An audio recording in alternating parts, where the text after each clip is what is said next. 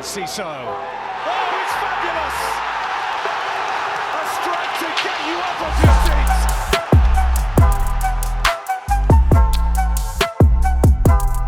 seats. Hello and welcome back to Seagulls Social, Season 4, Episode 15, I'm going to guess. I think so. In this episode, we're going to have one half of me and Ryan. We're going to talk about the Ajax game, what we got up to. Sorry, Maz. What can we tell you, what we done in Amsterdam, because it was an absolute mental trip. I feel like absolute arse. Yeah, right Ben, now. I'd actually love to know what you did in Amsterdam. To be fair, That's going to be... We need to have like a paywall behind something. We need to set up some sort of OnlyFans so where we can release what actually happened. Yeah. But no, it was, unbelievable trip. I feel like, woke up today feeling absolutely rough. It's finally caught up with me. And then the second half, Maz is going to arrive because he's working at the moment. And we'll talk about the Sheffield United game because that was pretty annoying how that went down. But Ryan, are you feeling ill at all, or have you managed to avoid everything that most people picked up in Amsterdam? No, I'm actually all right. I mean, I had a couple of days of just being absolutely dead. But obviously, I covered all the press. Thanks to shout out Brian Owen, by the way, deserves a big shout out from me. Actually, the Just Cause. I don't think he actually listens to the pod, but absolute legend getting me there. He obviously got me there, and I didn't obviously drink because I was covering all that stuff. So no drinking for me. I was being a good boy on the black coffees that night, which was very weird. I got to be honest, not being in the away end. But no, I have avoided all hangovers from Amsterdam. But I did catch up when I got home. I had a few drinks and stuff because it was just it was a great day, mate. It was a great 2 days actually. Just been fantastic. Yeah, I saw your reel that you put together of what it's like working in football. That looked really, really cool. It's a nice little journey, and obviously, for you especially because you've been doing the social media thing for Brighton for so long. Me and Maz probably only jumped in it like weird. For 3 years. Seems like a long time for me, but we've only probably been in the Brighton kind of game for 3 years. So for you to have started Talk Seagulls when you did, and then to be walking out in the press area in Ajax, in the Johan Cruyff Arena, one of the best stadiums in Europe, to then witness our club beat them 2-0. I mean, that moment must have been absolutely mad for you, surely. Yeah, you've just sold it right there. I mean, I can't even believe it, to be honest. I mean, it's like, again, it was something that's so. I mean, we've probably got it just a bit on Seagulls Social. Like when you start it, it's like embarrassing, isn't it? You know, not embarrassing, but like people take the mick out of you. Yeah, of course. And like I started doing Talk Seagulls, like Talk Seagulls in school. You know, you walk through the corridors, and when they finally find your account and they see that it's people you may know from Facebook and it's tagged Talk Seagulls, and I'd lie and say it's not me. And it's just weird. You'd like hide your phone under at the canteen trying to post something on Instagram, and like now it's just. Yeah, we're in the press area talking to De Zerbi after the game, and the managers and Divine Wrench as well actually joined us as well. So it's just a surreal moment. And I didn't ask Divine Wrench to join us, but he was class, by the way. I actually really like him at Brighton. But it's just mad for all fans. I think that game, like, you know, let's ignore Sheffield United just for now and just think about that moment there of sitting in that stadium in Amsterdam, at home, wherever you were, in a pub in Brighton, like to just think about that Brighton playing in Amsterdam and winning and putting in a performance. It's just it defies all superlatives, Ben. No, it is a mad pinch me moment because, you know, when we got that draw, especially, it was the number one probably destination for 90% of Brighton fans, and probably thought, we'll be good to get a draw there, not knowing how their season would unfold. But when we obviously the team that we played, Thursday. God, it feels like what is it now? Monday. Jesus, it's been an absolute whirlwind, hasn't it, since then? But the team we played on Thursday. Mate. It's been a long week. It has been a really long week. Jesus Christ, mate! It's just everyone's so confused because I've seen so many like BBC interviews of people that I know, like Wilf May. Mate, shout out him. I met him. I finally bumped into him. He was absolute joke. But he done an interview with the BBC and he was like, it's been a great weekend. Unbelievable experience. It's been a great weekend. I saw it. It's literally Thursday. Absolute donut. And then Brett, my friend Brett, he loves it. He was on BBC as well. I got sent it in the morning by my parents. They were like, "Did you make Brett?" Did he get on? Yeah. Did he? And he was like, he was absolutely steaming. He didn't remember actually doing it, he said, the next morning. But in his interview, he's like, "Oh yeah, beat him in their own back park. twice, or like we just kept saying it. Like no one says back park as well. He absolutely butchered that. And then he had a space like a stutter, and then he went, "Surely we're going to win the league, surely." And then then they just cut it, and it goes to the presenter into the studio. She's like, "Right, how have they let this drunk man on the BBC?" Honestly, it's so good, and he's absolutely gone. Mate, it's just, but that's the thing though, is it? That's what it's for. Like things like that. I mean, obviously, I wasn't in that drunken state, and as I say, I was being a good boy out there. And I saw you actually in Amsterdam, Ben. Yeah, bumped into you on the I think streets, we were both in different situations. Yeah, but met Ryan's family. Get the metro over to the ground early. Met Ryan's family, absolutely steaming, walking out of the Irish bar, because you know when you go to Amsterdam or any European city, you go straight to an Irish bar and see the sights, don't you? Fuck me.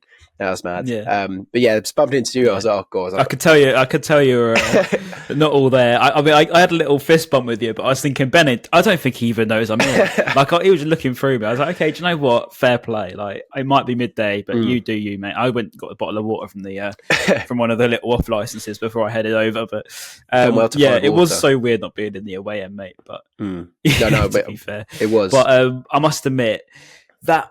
Away end. I mean, it was only 2,600 of them, but we looked very good. We were in good voice, and considering we're in Amsterdam in Ajax, like one of the loudest grounds, notoriously, we made a good account of ourselves, and that's what it's about at the end of the day, isn't it? You know, making a good account of yourselves and getting well, sort of known. And we might not be doing so well in the league, Ben, but at least we're really winning these games in Europe and giving fans like some memories that we really wanted. Yeah, no, these memories will literally last a lifetime. So many tweets I've seen from fans that are out there, and all the pictures of them saying it's stuff that you're going to remember for ages. Like my granddad is a Tottenham fan. I think he was probably the last one of our family to ever go to football in Amsterdam. It was Spurs in the cup final against Rotterdam, maybe, and they played in Amsterdam, and that was, I think it was when they won some like UEFA Cup or something like that. So that, and then to fast forward 60 odd years for then his grandson to be doing it, but for Brighton this time. It is mad memories, and like he's very much getting on a bit, but he remembers that so specifically, and just hope that when I'm his age, when I'm his age, I'll still remember. Oh my god, I can't talk. This is what Amsterdam's done to me. I hope that when I'm his age, I can remember this trip, because right now apparently I can't. I'm looking through my camera roll, just trying to remember stuff. So I imagine this podcast is going to be all over the place, because lots of little things. Did you go to the stadium, mate? I know you watched the game from the bar, but did you go to the stadium and have a look around the Johan Cruyff Arena? No, I didn't do any tours or anything like that. It's honestly the first sighting you get coming from Schiphol, not Schiphol, that's the airport. What's it called? I can't pronounce the name of the station. You come off the train, you go across, and that first view you get of it is absolutely unbelievable. It's huge, mate. It's huge because it's on top of a multi-story car park. And I just instantly thought, this is pretty cool. Like, you just look at it. It's got Johan Cruyff's face, like, plastered on the front. And I just thought, oh, my God. Like, Brighton are playing it tonight. You know, it's not just a friendly. I'm not here to go on a stadium tour because I'm on holiday. Like, this is just, like, Brighton are playing it. And then what made it even more pinch me, Ben, was when Brighton started playing a game and then Ansu Fati scored. And I think it was that moment that really hit me. I was like, Ansu Fati just scored for Brighton at the Johan Cruyff Arena in the Europa League. If you could write that in a sentence and send it to me in 2019, I would just laugh in your Barcelona's face. number 10, who's on loan at Brighton. The guy that was, came, took Messi's shirt, scores the goal for Brighton at the Amsterdam Arena or Johan Cruyff Arena. Yeah, that was, you wouldn't believe that at all. And that was mad. Like when that goal went in, so I was in the Euro pub, the one near the square, absolutely packed in like sardines, but I would not change it for the world. And the atmosphere was incredible. And also shout out to every Brighton fan out there, because I know you said we made a good account of ourselves in the stadium, but throughout the city, the whole day's there. I think people were there for like Wednesday to Saturday, Thursday to Saturday. They were. There was absolutely no trouble. And I think there was I'm pretty sure there was some stuff in some local papers. Well, maybe not that I saw, but there was some stuff in some papers, I'm pretty sure, some quotes saying about how well behaved the Brighton fans have been and how we've made we've done ourselves really proud. So that was pretty cool, because on the flip side, when we went Marseille away, there was a bit of trouble. That was so stupid. But we done so well. Yeah, that Euro pub atmosphere was insane. And we got absolutely drenched. As soon as that goal went in, my God, absolutely soaked. I turned around and looked at one of my mates, and his hair was just like I saw a lot of tweets saying they were covered in beer. I was thinking at most I'm going to be covered in coffee, but do you know what? I'll take it. Because that was if I knocked it over when I sort of subtly went like that. But I must admit, for a Dingra's one, I did sort of go for it a bit because, I just could not. I was like, you're there, aren't you? Do you know what I mean? And actually, to be fair, their pre-match thing managed to nick one of their little flags because it was pretty cool, and I thought a little memory there. Oh, I nice. don't know if you can see it past the mic, but it's a very cool flag, to be fair. But yeah, I just thought, I think actually Brian got me it, to be fair. But yeah, I thought have to have a little souvenir, don't you? And in fact, do you know what? It's worth mentioning, as I say, the fans out there were pretty surreal. And as you say, Ben, it weren't too badly behaved, but even just walking around the ground sort of thing, it was all pretty fine. Like, it was nothing, like people will sort of plaster that they out there, like they put it on social media being like, be really, really careful when you go around. And I think I nearly walked into the Ultras end, which is on the other side, and I quickly turned around just in case, you never know. But again, like there's nothing out there to be scared of. You know what I mean? Like people really make it out like it's going to be awful, but it's far from it, isn't it? And like 80%, because there were so many Brighton fans out there in Amsterdam, just in the central area. It's like every corner you walk down, there'll be Brighton fans there. It was literally like being in Brighton, but in Amsterdam, just like picking up half the population of Brighton, just putting them in Amsterdam. Just everywhere you go, they just see someone you know or a Brighton fan.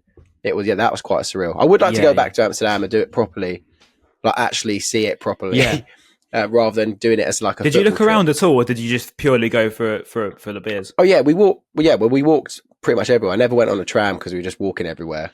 Went to Fibo. Yeah. Did you ever go to Fibo? That place that's got like the vending machine where you get like the hot food. I went there quite a bit. It was so good.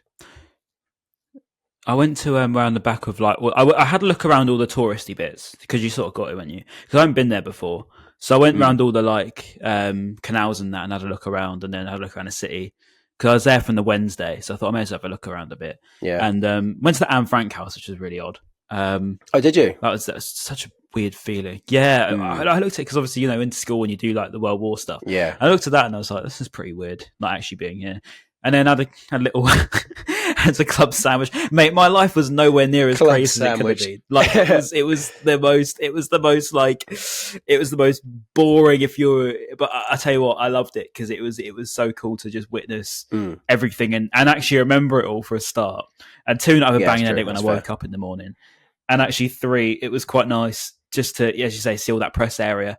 Because as you sort of go in there, you just feel like the boy, you're going in there, it's a hospitality end, and it's so unusual for me to do all that sort of thing. Yeah, it's mad. And I think, as you say, like when you're a fan doing it, I think that's what I really wanted to portray, was I am just a fan doing this, and not like sold my soul out to become a journalist sort of thing, because I'm not a journalist. Before people think I'm a journalist, I'm not.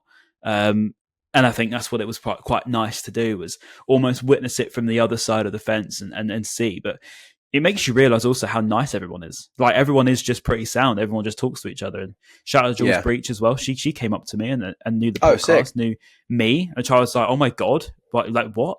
And like the people actually knew stuff. And actually, I won't say admin's name because I think he wants to be anonymous, but he's going to hate this. But I, ladies and gentlemen, was responsible for the lineups graphic that went out. So the teams in news that came up on your social media feeds, I had to write that, or at least read out the names, because he didn't know the teams. So I shouldn't say anymore because I'll get in trouble. But yeah, that was quite funny. I think we bumped into him. Then I know you're either going to be laughing or hating me, but either way, it'd be funny. We bumped into him, and one of my mates was like, "Oh, that's admin. And I was like, "What, admin? No way." That was quite mad seeing it, because I know there's like 2 of them apparently. I don't know. But yeah, he's nice. What was I going to say? Oh yeah, before I forget, because you were saying you're walking through the canals. Obviously, you can't really avoid the red light district because it's dotted around everywhere. It's not actually like one specific area for the red light district. It's just dotted around. And there's literally flats, people living in their living rooms, and then 3 feet away, there's a woman in a window, and it's just, that was bonkers to me. Like, there's just a family living there with their curtains open, having a chill Saturday night, and yeah, just so close to them is all this stuff going on. That was bonkers to me, but obviously it's very normal for them. Yeah, it's normal for them, isn't it? I mean, I didn't really go to that afterwards. Like, I didn't go in the night or anything. I saw that we took over, didn't we, a little bit on the canals in the evening. I saw the that was the special fans after the game. That was like probably one of the highlights unbelievable for the trip, for sure. That looked incredible. It looked mad. Like, to be fair, I regret not going, because after the thing, I was shattered by this point, because I'd just written an article and like done all the press stuff. Like, we wrapped up about sort of 10 past 10 ish, and then you come out and it's like 10:30, And then I was like, I could go into town now, but I'm just so dead. I might just fall asleep. And I did go to sleep. And I was like, I do regret it. Looking at all the videos in the morning, I was like, that looked pretty cool, to be fair. Yeah, that's right. When we qualify from the group, we'll get someone else, and then we'll be able to do it all over again. Because I'm not going to Athens. Yeah, I won't do the press that one. Yeah, no. I mean, well, yeah, me and Maz had to do the media stuff. But then as soon as we finished I can't remember what time we finished in Marseille, but yeah, I was straight on it, straight back to with all the Brighton fans. Yeah, but you're different, mate. You're built different. I will be asleep by midnight. Like I could drink all evening, but I would be asleep by midnight every time. As soon as it goes past midnight hours, I'll be pointless being around because I'll just be like, I just want to go home. And that's my problem. Like I'm tired after that because I wake up early, regardless of whether I want to or not. So like even if I don't want to, I'll probably still be awake at 7 the next morning. So I'm built wrong. If that makes sense. Yeah, built. No, you're built right. To be fair, it's subjective, I guess. If we're someone that's listening to this and wants to ask questions about Amsterdam, what do you reckon they'd ask? Like, what do you reckon they'd want to know about the trip to Amsterdam? Good question. I mean, as you say already, you've mentioned like the coolest parts of it, and obviously the city's pretty cool. And everyone always talks about how like nice the city is, just as a city, and it is a very nice city. To be fair, recommend like, it. You know, definitely. you can. Yeah, like I want to go back there and just like have a look around again. Because although I said I was a bit of a tourist for a bit, but I was only a tourist for an hour or two. And I think if I could, I'd probably have a look around a bit more and try a few of the pubs and all that sort of thing. That would have been good. But yeah, I think that's one thing that you would be able to tell the story of rather than me, because I was quite jetted off. We've got two very different sides, which almost makes the podcast quite nice. No, it's good. It's good. I guess there's so many highlights for me for sure, but one that literally gave me goosebumps was we were in the Irish pub. I think Luke Links was actually there at the time. He might have still been there. Was it? Don't Look Back in Anger started playing. And it's such a football song. Honestly, the whole pub erupted into singing the song word for word. Villa away end of the season. I didn't go, but probably it was. Yeah, it was insane. Like the actual goosebumps. Go so sorry in unison. It was incredible. It's a bit like that. There's that video of all the football hooligans and they're singing some song together in a pub. I can't remember what the song they're singing in, but it was very similar to that. And then that ended, and then we're all going, Seagulls, Seagulls, Seagulls. And then my friend Danny, I think he then started, Good Old Sussex. No, not Good Old Sussex, I say. I can't remember what he started singing. But then everyone started singing that as well afterwards. Sorry, yeah, my brain's absolutely scrambled. And then, that was just incredible. I think I got it on film of everyone singing it. Let me have a look. I swear I did. Oh my god, my nose is this is a Ben story that you have to almost try and write in your own head as to what it looks like, because you hear bits and pieces and you have to try and link it all up together. The amount of time I was a bit there, I don't even know. It's such a broken story. Here you go. Okay, fair enough. Great song. Here we go.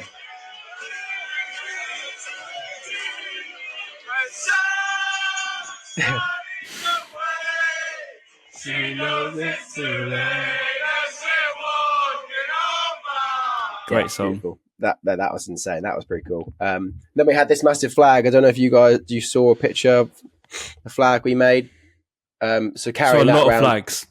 Yeah, the flags were on point. Met the boys at Dogma as well. Met Art of Football lot. So the two lads that run Art of Football. One's a Gillingham fan, one's a Wolves fan. Didn't know that. They gave out like 70 limited edition Amsterdam Brighton bucket hats, and everyone was wearing them. So they were like, "Oh, where'd you get that from?" So I ran over to them. And they're like, "Oh, we literally just gave away the last one." I was like, "Fuck!" All the bucket hats were so cool. So shout out them. Got it. Because they're doing a lot with the club. Mate, we need to go on them. We need to go on. We do. I did say to him, I was like, "Oh, is there any chance of getting some?" They were like, "No, we literally just made them for this and this only." I was like, "You're not going to sell them?" He was like, "Nah." I was like, "Oh, well, that's a shame." So that was annoying because those bucket hats were really, really cool.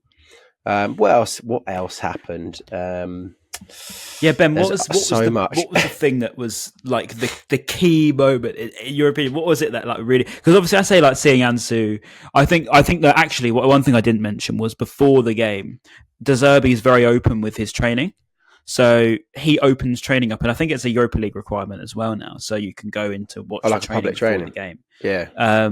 Yeah, but it's obviously press only. Yeah, press only. And going out there into that stadium when it was completely empty, and all that was there was the Brighton team warming up and doing their runs and whatever they were doing, and just walking out in that ground and looking at it, I think that completely took my breath away, because I was like, it's not just going to a stadium and looking around it. It's like had such an aura, because it was like, De Zerbi's pitch at that point. We had the whole pitch, they're all training, and you had everyone sort of there taking photos. We're only allowed 15, 20 minutes.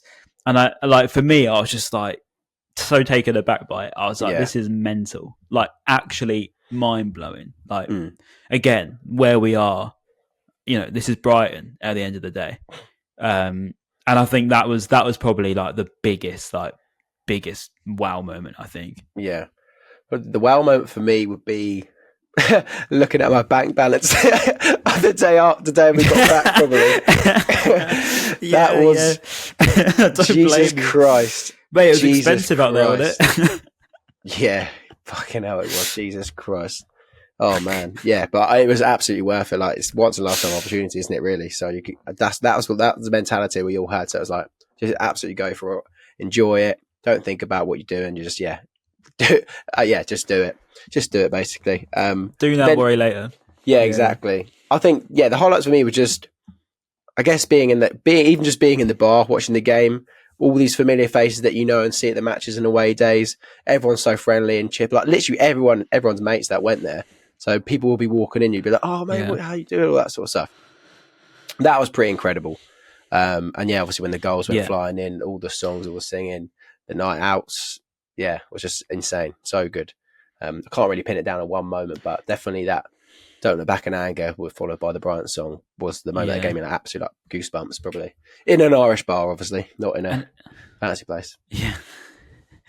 And it sounds so cliche, but like, I know we say it nearly every single time, but like, how far we've come as a football club. Like, it's just nuts. Like, it really is. I mean, when you even just look back a few years ago, and I was talking to one of my mates today who's a Brighton fan, and he made a good point. He said, the fact we're going into only our second season in the Premier League, where we're not worried about relegation, properly worried about relegation. I mean, this is really the only time, and we're in the Europa League. Don't get wrong, we could still get relegated. It's not impossible at the rubber on at the minute. But I mean, we're not really thinking about relegation, to be honest. And I think that's mad.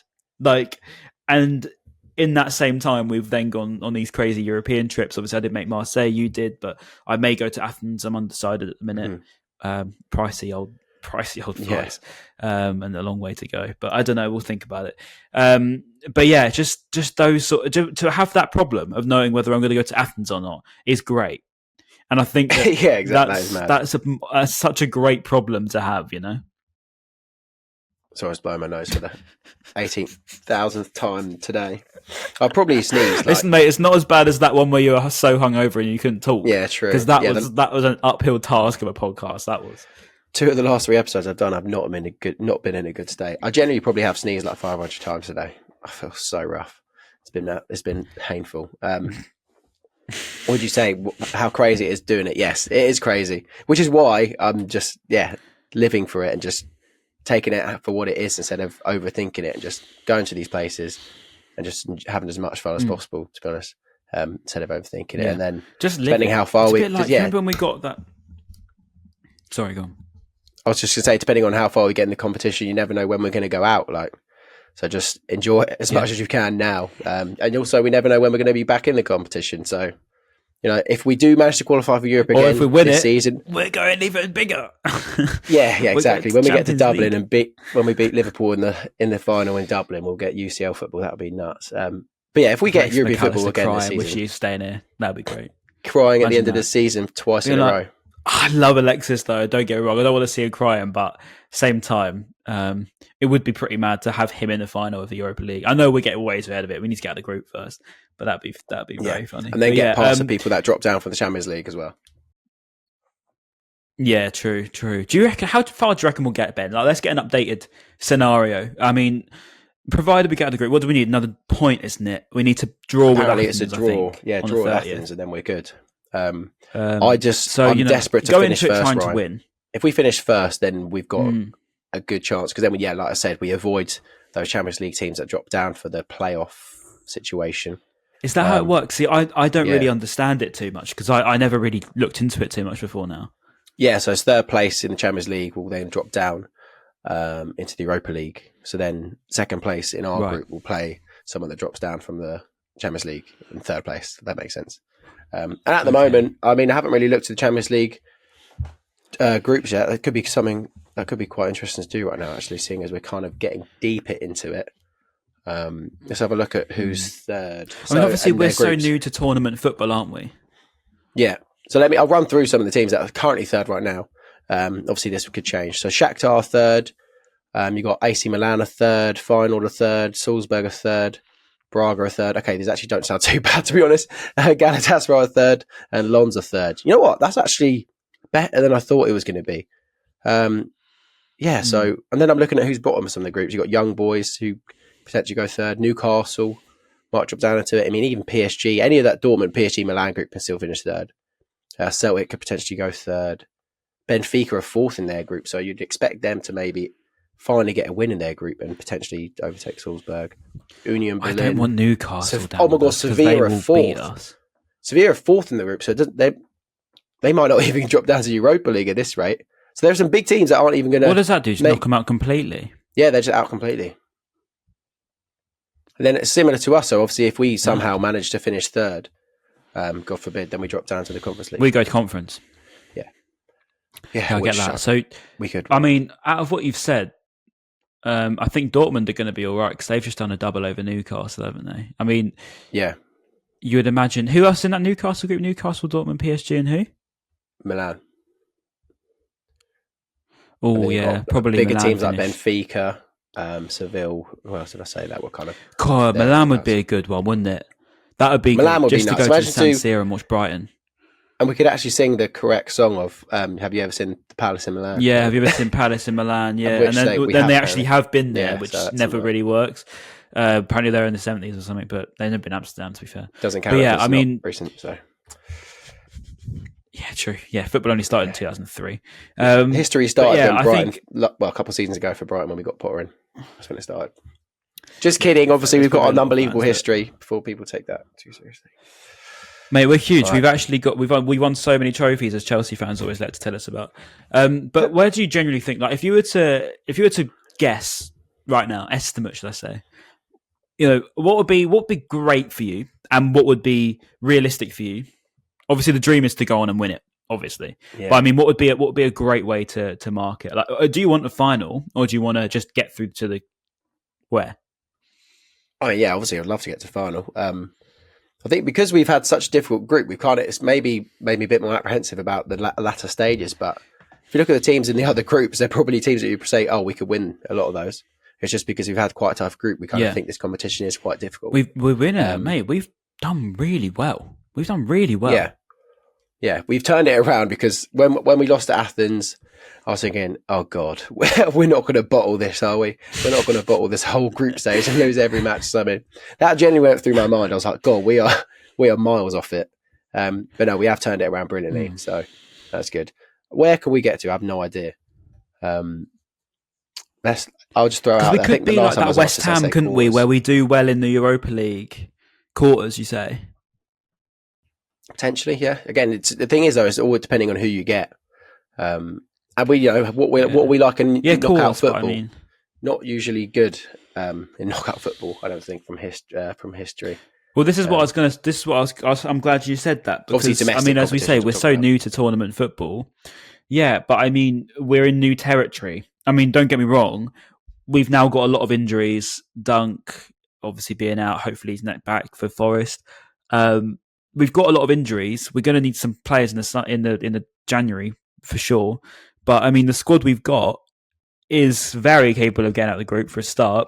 Secondly, when you say like you look across the rest of it, we've got a very good team. I mean, if we just not solely focused, because we don't want to get ourselves relegated, but I mean, focused primarily on just getting to the final of that Europa League, then I think honestly that's probably our best bet at the minute, because I'd rather us finish 10th in the Premier League. Sorry, not Championship. God, 10th in the Premier League, and win the Europa League, or get to a semi-final in the Europa League. Yeah, no, I agree. Do you know what I mean? Because the difference between 10th and if you're not going to qualify for anything, what's the point? You get a bit more money, but I mean, you're going to get more money for getting further in Europa League, surely. Mm. Oh yeah, of course, yeah, you definitely do.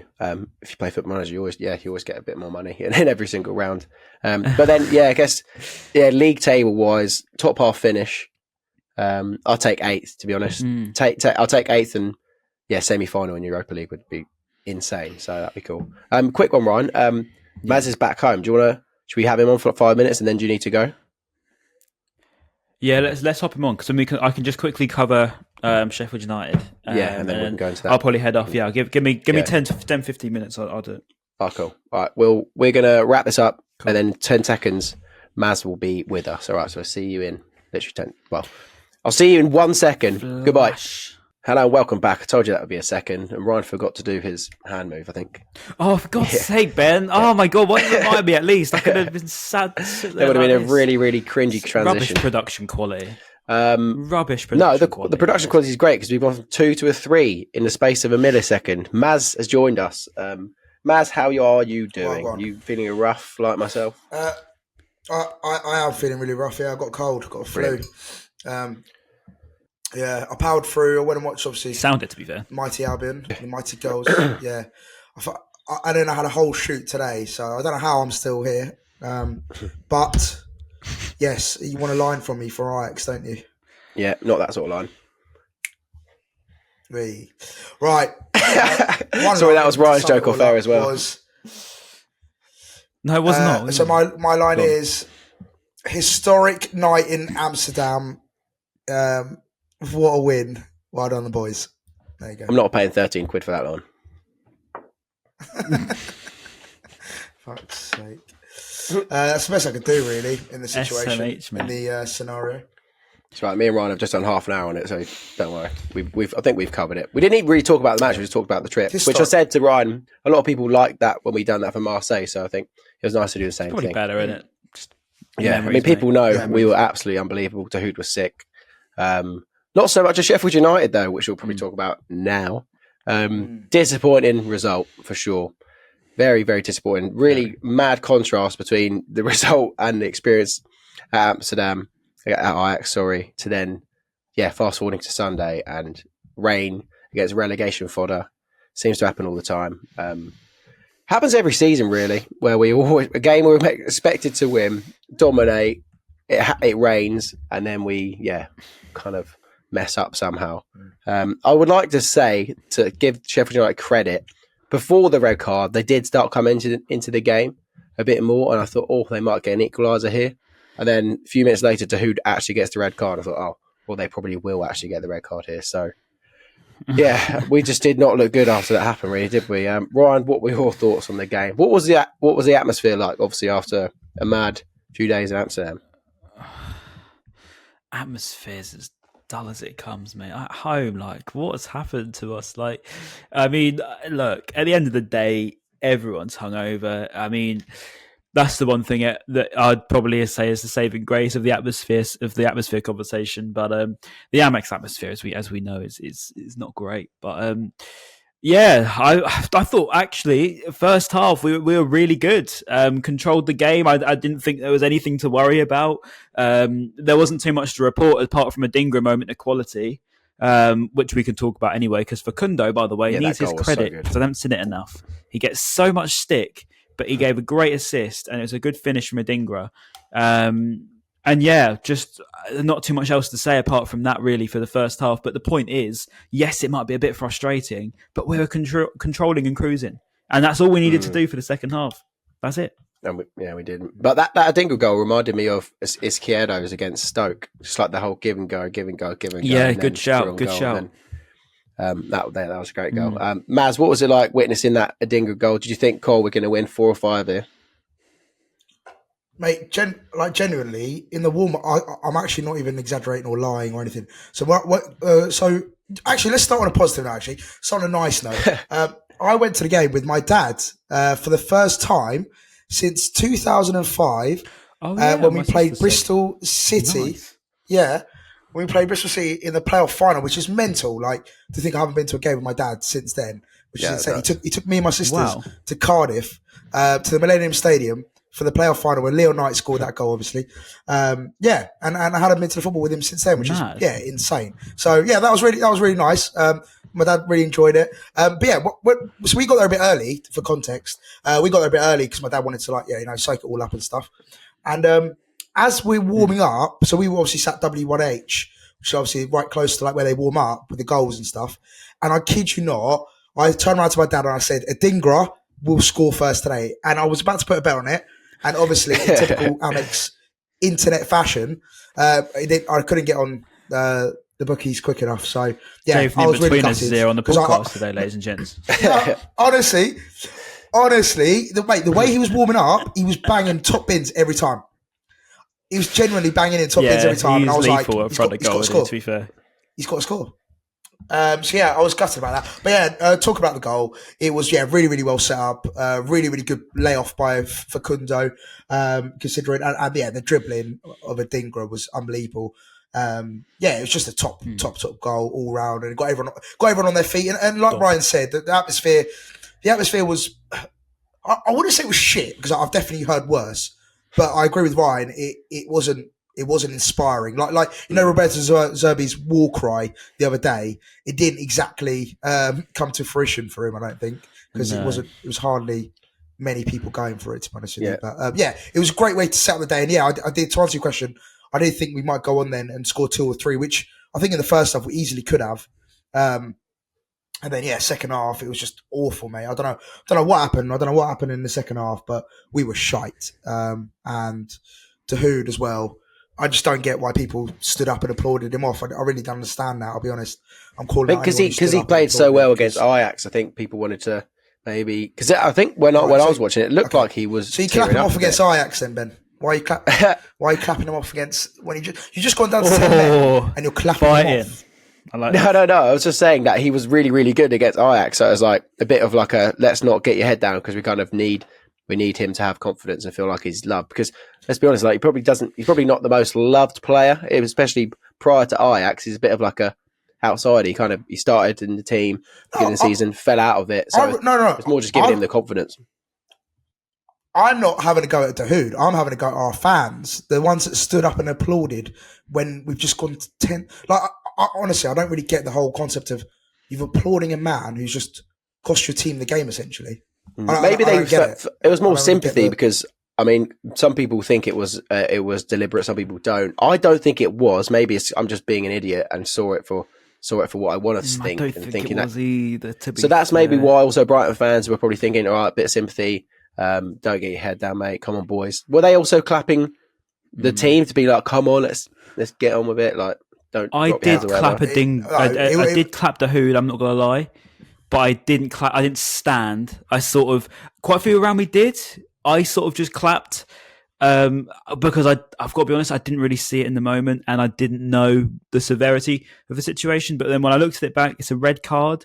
But again, as Ben said, I don't think he meant to do it. If that makes sense. Yeah. What about you, Maz? Do you think it was a deliberate one? No, I don't think it was deliberate at all. However, I think it definitely was a red card.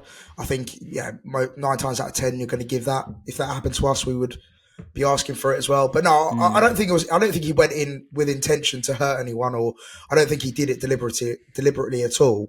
But it's just, do you know what really annoyed me? I saw Baleba warming up, and I knew he was going to take him off before he got the red card, and then literally a second earlier, that was so exciting. I knew he was going to come off, and then he had to take off Billy Gilmore, which I thought, he did come off. He had no choice really at that point.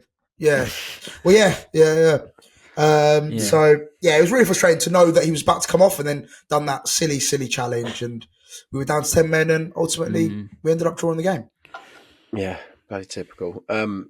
Fair. I was going to say that apparently there was controversy in the other end with was it Jaden Bogle? Apparently he handballed it, but I mean, I watched the game, but I cannot remember that happening unless I blinked and missed it. Apparently, there was a penalty shout, and it was also mentioned on Match of the Day too. Yeah, I haven't there watched was. that either. Well, can you tell me what happened? Because I have no idea what they're talking about. Maybe I do remember, but I don't know what happened. I missed I that know what as happened, well. but I know there was penalty shout. Was There that was on a shout Webster, for handball, though? wasn't Wasn't there? that They on did Webster? check it. No, that was that was a separate one, to be fair. They at the VAR end. checked. That was literally they right at the end. VAR checked it, and then I don't know. Because obviously the Sheffield United fans were bantering us when they said handball, as you do. But yeah, I don't know. It wasn't. I didn't really see anything that indicated it was handball. Obviously, the referee didn't give it either. To be honest with you, I know a lot of people were against the ref, but that wasn't the reason why we lost that game, or at least drew that game. It feels like a loss. I feel like the referee was poor. Yes.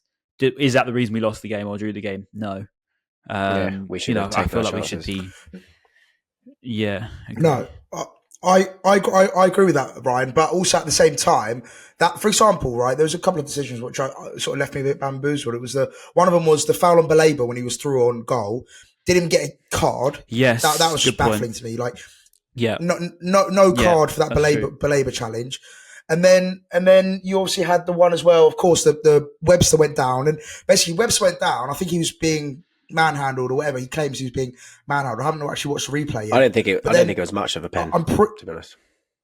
Oh really? To be fair, I haven't actually whatsoever. seen it back, but I'm pretty sure he was asking for it to be checked, and I could be, correct me if I'm wrong, but I don't think it was checked. And so everyone in the stadium was thinking, well, what's going on? Why is this not being checked? So yeah, it was just a lot of things that happened when you're in the stadium. You don't have the, you don't get updated. You don't know what's going on. So obviously within the stadium, loads of people around us like going mental because they were getting frustrated of not knowing what was going on and what the referee was doing. So yeah, they can cut that out by just some communication, something on the board, or I don't know. Something needs to change. Webster really made it as if something happened. Communication's crap. His arms were going mental all over the place. And then Van Heck saw Webster claiming it. So Van Heck then joined in, I think, probably not knowing what happened. But that was obviously right at the death, wasn't it? I'm pretty sure. Well, we thought, everything Yeah, it was right at the end. Yeah, going to try and get us anything you can, really, from that situation. What else happened in the game? Unfortunately for Webster, it's an own goal for him as well. It was quite a good move from Sheffield United, but he just always seems to be the guy that taps it in. I guess if he hadn't done it, it would have been the Archer striker that probably would have tapped in anyway. So it's one of them ones where you just got to stick a leg in, hopefully something happens. But unfortunately, it didn't. What did you make of him, Ryan? Go on, Mez. I'll let you finish because you were going to say something. Sorry, no, just really quickly. You mentioned Webster. I saw he was getting loads of pelters on socials as well as Jason Steele. I think it's super harsh. I thought, like I said, in the first half, I thought we were really solid at the back. Igor, Webster, and Van Hecker looked really solid. Honestly, they didn't have a sniff. Sheffield United did not have a sniff in the first half.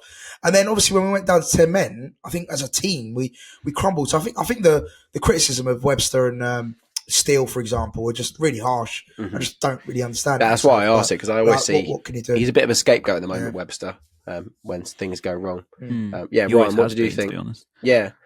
Well, yeah, he has his moments for us where he has these periods where he's really, really good, and then he kind of falls out the team or gets injured and then doesn't really get to levels. Then we see glimpses of it in certain games, and then we don't in other games because, I mean, right now, he's battling for a spot with Van Heck and Igor when he's not playing a left back because of all the bloody injuries we've got.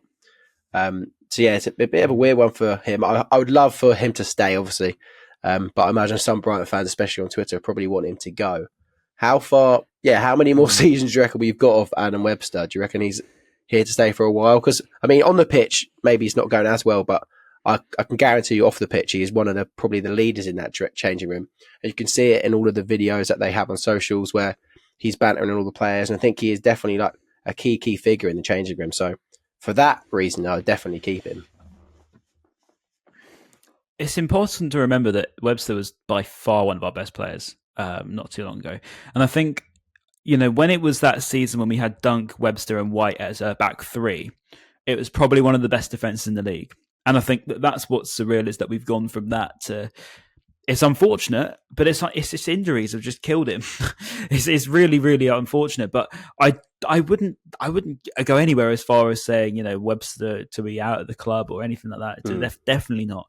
But I probably would say, yeah, we're just so light as a squad. We're so light, and I think that's where De Zerbi's frustrations are coming from. I mean, De Zerbi said that we haven't seen the real Webster, but then he also says that we're still competing with these big teams, despite losing our best players, despite having this massive injury list, and despite not spending as much money as your Newcastles, your Aston Villas, your Chelsea's.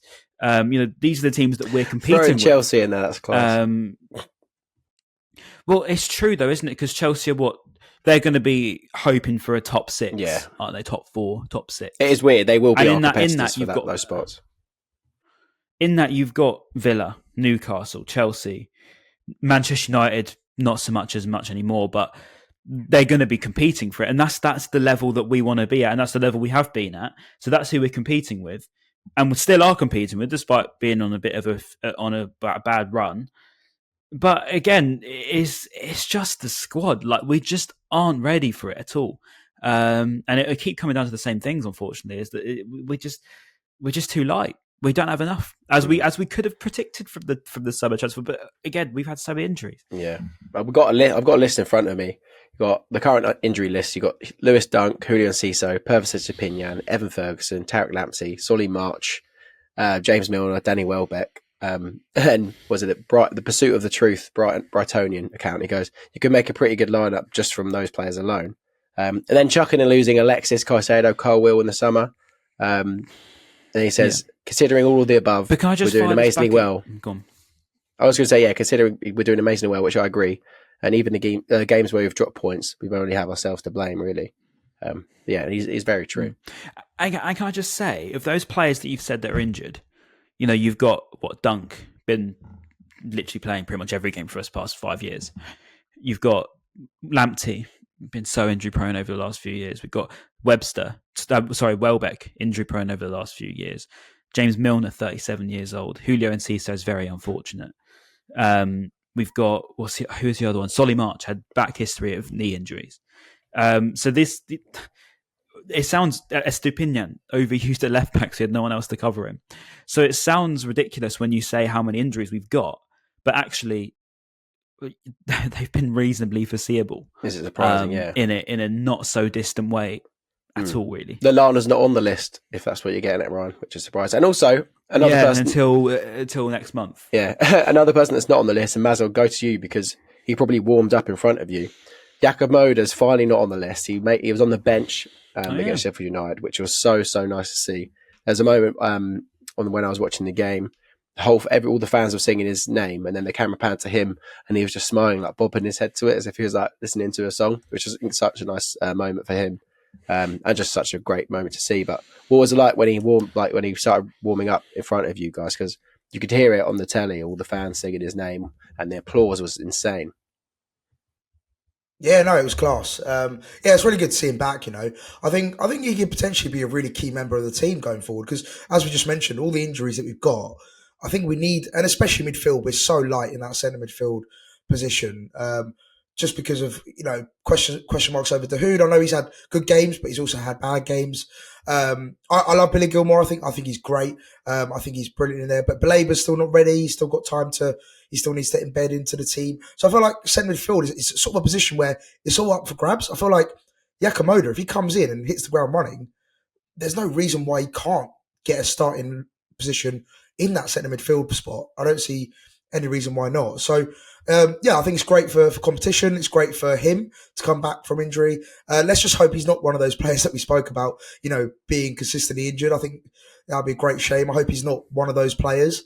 I hope it's just one of those one-off injuries. But, you never know with these things, unfortunately. But, it was great to see. Really good reception from the fans. And, let's just embed him slowly. Let's not do what we do with Estepinian. Bring him on for 10 minutes and then get injured. We haven't even spoke about that. Hopefully we don't do an Estepinian and we just ease him back in, give him maybe 10 minutes at the end, and then see how it goes. But Let's just pray he doesn't get re-injured. It was 19 months since his injury against Norwich. And I was like, you could have 2 kids in that space of time. And then when I said that, my brother was like, did he? And I was like, no, I said he could have had 2 kids. He didn't have 2 kids. Well, he might have had 2 kids. He might have had one. You never know. He might have. Yeah, but no, these days. You could have as many as he wants, actually. I was also told my nan said he could have as many as he wants in that time, just with different people. But yeah.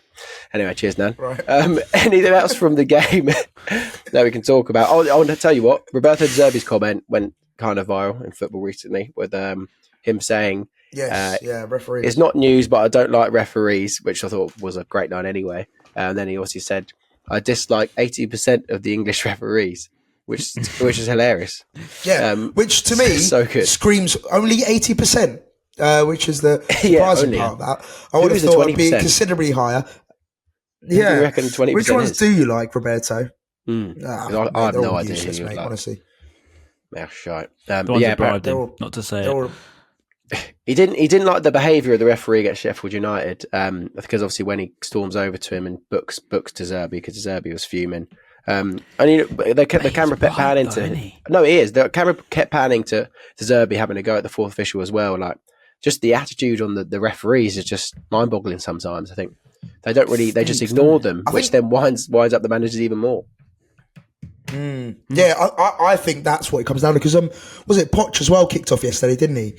Last night after the Man City Chelsea game, he had it out with the referees as well. And I think what's happening is, I feel like, do you know what it is with referees? Some of them as well. They all got a bit of a power trip, aren't they? They're a bit like a bouncer on a night out. Because they've got a badge, right? And they think they're this power of authority. They think they can speak to you in a certain way, and they can act in a certain way, and they can sort of do what they want, which to an extent is true. They are they are there to keep the law. However, I think there's ways to deal with people. There's ways to speak to people, and granted, managers and players can also be more respectful. It works both ways. I'm not saying it should just be referees that have to be respectful and all that kind of stuff, but I think you see a lot of them go on a bit of a power trip, and they think they're, the main person, the main character syndrome, and they just they spoil the game because they make it all about them. Yeah, they're not thinking about the game and the wider repercussions, and making bookings. Like Gustavo Harmer, I think, was very lucky yesterday not to get a second yellow.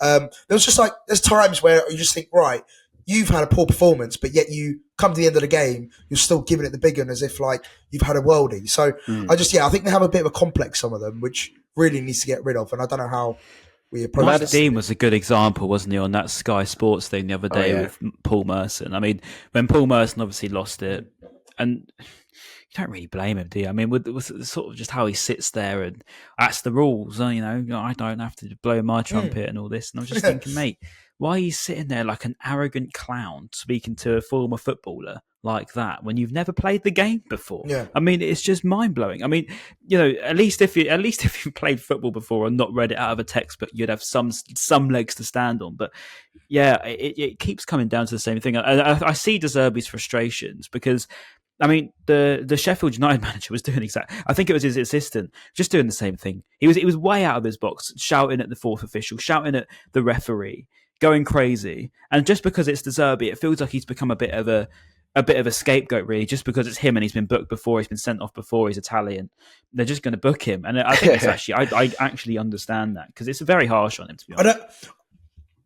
I don't think it helps, by the way, that now that he's come out with these comments about the referees, now the referees are going to target him, I reckon, because 100%. They're going to be like, well, he's slagging us off, yeah. Mate, so you'll get a red card first 5 minutes next game, 100%. Well, I think they're going to punish us as a team, because obviously he's the manager of Brighton Hove Albion. So I think byproduct, we're going to get the decisions. Yeah. So cheers, Roberto. We're going to now suffer because of you. Yeah. But I'm happy. Do you know what? I'm actually glad that he did come out and gave his honest opinions and actually vocalised them. Fair play to him. He stands up for what he thinks is right, and I'm all for it. And he's I not like a manager apologising that, like the fraud speaks out when he thinks he's. like the fraud Poch did, because Poch apologised literally in his post-match presser afterwards, saying how he crossed the line, but yeah, because he's obviously, and then I don't think he's been charged because of it, because he apologised. Yeah, but he's always been nice guy, isn't he, Poch? yeah. He was like at Spurs and always had that nice guy complex, but then say whatever you want during the game, and then you go back to being Mr. Nice Guy in the media again. At least De Zerbi follows through with his actual thoughts. I mean, what's the point in just thinking something and not saying it? You may as well just go for it. I mean, what's the worst that can happen? You get a fine. What's it matter to them? They're rich anyway. So, I mean, just go for it, mate. Yeah, the weirdest part about the referee at Chelsea City was because it was Anthony Taylor, and now Anthony Taylor has loads of history of Chelsea anyway. Chelsea fans hate him. Sake. But I thought he could go to a podcast like hearing that guy's name. I just can't be bothered. This is the maddest part. Last week he was demoted to referee Coventry versus Preston in the Championship, which made the news because he was demoted. And it's the first time that's happened for ages. He also had a howler in that one. He gave a penalty which was not a penalty, and that went all over Twitter. So then following week, get put in charge of a game between Man City and Chelsea, two of the biggest clubs in England, after being demoted and having another howler in the league below. And then also Chelsea having history with these mad decisions with Chelsea. It's just, I have no idea how that kind of happened. What was the thought process with all of that? Surely if you got demoted, then I don't think there is one, Ben. Yeah, that's it, isn't it? There actually isn't one. Yeah, it's insane. No, agree. It's just. I mean, what you've said, Ben. The facts alone are enough of an insult, and I think that's enough. The facts are an insult. Therefore, opinions don't even need to matter, do they? Because it writes itself. I could sit here and moan about Anthony Taylor for the next 20 minutes if you want me to, but I mean, it's just pointless. It just goes to show what's wrong with it from the top to the bottom. Yeah, true. All right, I'm going to sneeze 1,000 more times after this. And go in bed and probably edit this in bed because I feel so rough. Anyone else want to say anything about Sheffield United or Ajax before I go and sneeze? No, I just thought, it was one of those games that was like, without sounding cliched, it was a game of two halves, wasn't it? First half, we were dominant. Like I said, I don't think Sheffield United had a sniff in the first half. I don't think they created one chance. I was looking at the stats as well at half time. It was just ridiculous. Yeah. No, they didn't do anything. They actually didn't do it. We had like quadruple their passes, I'm pretty sure, in the first half. Oh yeah, it was outrageous. I don't think they touched the ball. Win, I actually don't think they touched the ball. Yeah. The stats trophy, we won that, boys, so that's good. We always do. But then, second half, I thought second half, like you said, Ben, they slowly did creep into the game. But again, up until that sending off, I don't think they actually did anything. They didn't actually create many chances. No. And then literally, I think they scored a couple of minutes after the red card, or 5 minutes after the red card, and then we just didn't look like we were going to get back into the game with 10 men. And that's just one annoyance, of those, isn't it? One of those frustrating games. Ourselves in the foot, man. It's like we're just so prone to it. I don't know why we seem to just, as I said, I think it was on a podcast a few weeks ago. We go from a team that's playing some of the best football in the Premier League to the team that just forgets how to play football together. Like they've never met each other before, and that we end up doing something silly, and then Webster sticks in his own net, and then that's all that it needed, and that's it. That's their game over. It's just so frustrating. Even after the first, I think it was like 3 minutes in, when do you remember Ryan or Ben, if you watched the game, when they crossed it across the box and Van Hecker nearly scored an OG with his head? Do you remember that? It was literally like 2 minutes into the game. Yeah. Honestly. Yeah, the ball, I do, it got whipped across our own box. I thought that was it, actually, to be fair. I must admit. And I'm pretty sure it was pretty close. But yeah, it was just from that moment I was like, for fuck, like, why can't we? Like, we've gone from beating Ajax away 2-0 to then going to Sheffield United at home, and like that's one thing that's really baffling me at the moment. Is like, would have let them score, mate, without them even touching the ball. They literally would have had their first touch of the ball as a goal. I just can't go into any game now and just be confident. Like, I can't go into a game now thinking, we're going to win this game tonight. Like, I just don't go. I think we're just so inconsistent at the moment, and it is really frustrating. And I know there's injuries. I know there's rotation. I know there's a lot of factors. And do you know what? We're not actually doing that bad. When you look at the league table, and where we are in Europe, we're about to qualify for the group. We're about to qualify through the group. Well, fingers crossed. And I think we're sitting 8th at the moment in the Premier League. Yeah. So look, I'm going to interrupt you there, and I'm going to ask you. It's not panic you, stations. What is a failure? Like this, or in fact, no. What is worst? Worst case that would still be good this season. Forgetting Europe, right? I'll ask you, Maz, and then ask you, Ben.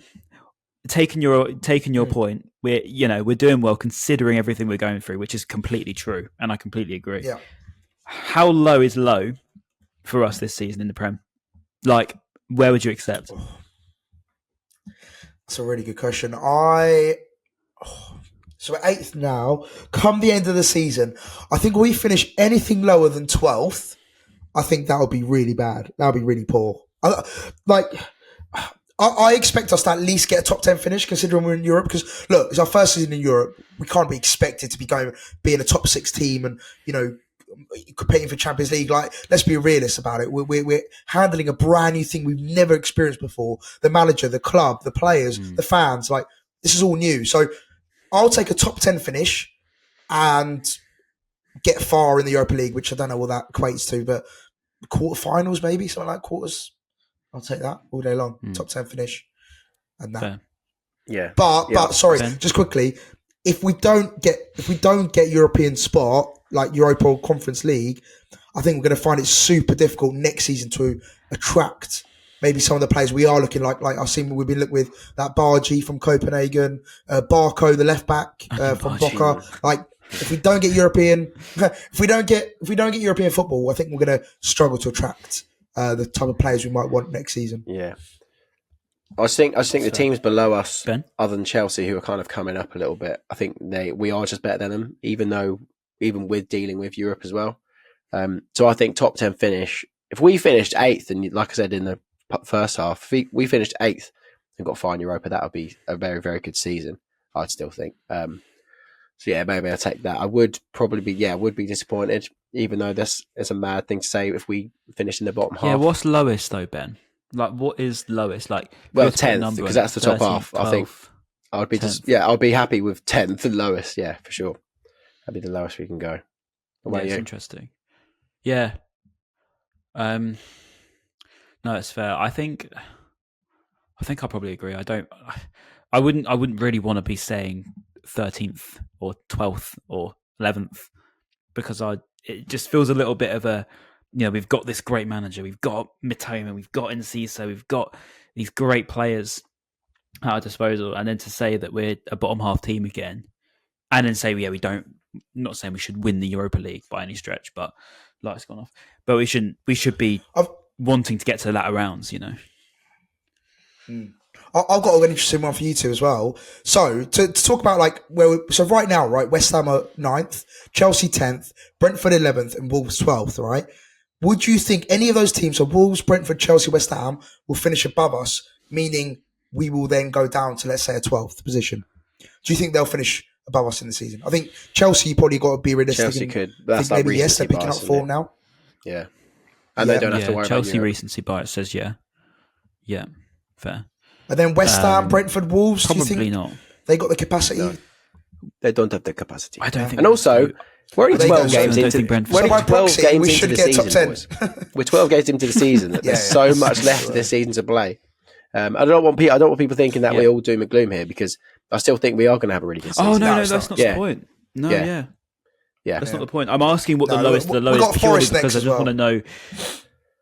Yeah, it's more about setting yourselves a bit of a reality check, should I say? Because what we're going through at the minute is De Zerbi doesn't like saying bad form, as we learned in the last week's press conference. So he doesn't deem us in bad form because of the circumstances, and I do agree with him. You want to beat Sheffield United.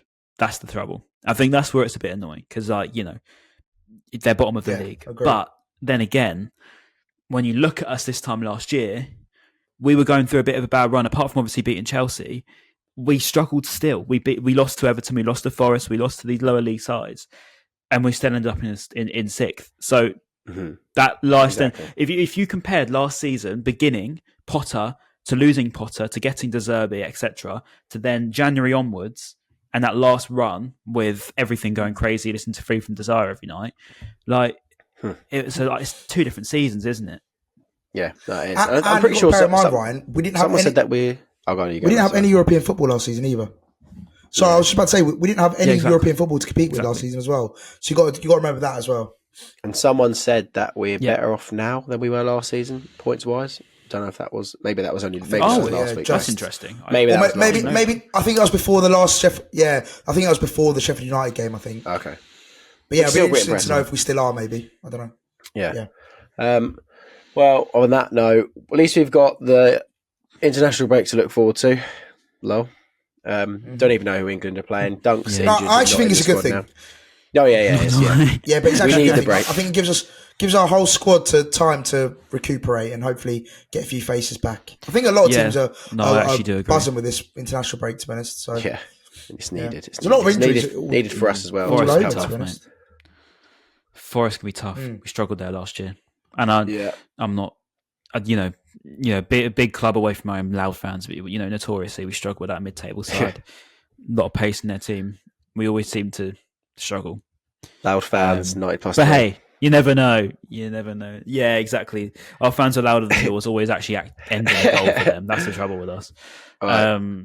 You just look at but we'll see. Anyway, we're not going to be too negative. We'll beat Forest. Be fine. We will beat Forest. Okay, we'll probably do a preview. Also, boys, we desperately need a win purely for us to get more views and listens. So please buy them, Albion. We're really struggling. You're not even wrong. Really what's happened to our fans? What's happened to the fans? The real ones. The real ones are still Dealer Smith fitting on. All the plastics are fucked off. All the plastics are supporting Aston Villa now because they're now the new hipster team. For fuck's sake. Yeah, they actually are. That's the thing. That's funny. Funny. Right. Well, like and subscribe. Leave a nice rating on Spotify and Apple. Maz, thanks for coming. Ryan, thank you for coming. Yeah. And lasting the whole second boys. half as well. Yes, I'm absolutely starving. Did it. This thing's going to be like an hour. It never ends like that, does it? It's like, I'll just get on there early, get this over with, and you still end up staying, don't we? It's just part of the DNA of the Seagulls Social. What we got to do. We love it so much. It's what we do. Okay, right. So we'll see you sometime after England have beaten 2 random teams from Europe.